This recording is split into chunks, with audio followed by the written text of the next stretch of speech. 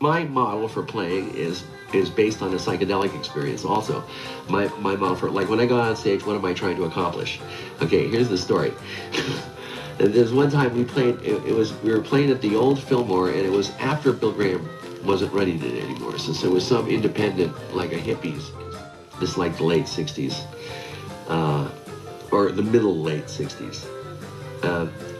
So this guy who was like sort of a famous freak and ran around the scene in those days, comes in and he's got this big birthday cake. He's got this huge big birthday cake. I'm looking at it thinking, that thing has got to be dosed. I just know this sucker. I know it's dosed.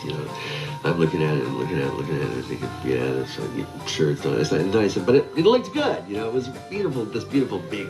So I thought, I'll just take a little of the frosting here. Just I'll just take a little snatch. So I took this, and then somebody comes in and says, yeah, we put about 800 hits of acid in that frosting, and I go, oh God, oh Jesus Christ, I'm gonna be totally fucking wiped out in this, and by this time I didn't really enjoy playing, under the influence of psychedelics, because I didn't have the freedom to quit if I wanted to. It wasn't really that much fun to play when you don't have the option. When you don't have options. So I mean, it wasn't something I was looking forward to. And so I'm sitting there and I'm waiting to play. And we're going later. It gets getting later and later and later. And I'm coming on. Now I'm going on. I feel swimming and I start to overhear people. And I'm going off in this paranoid space. And I'm thinking, God, this place is full of mafia guys, and they're all trying to kill me.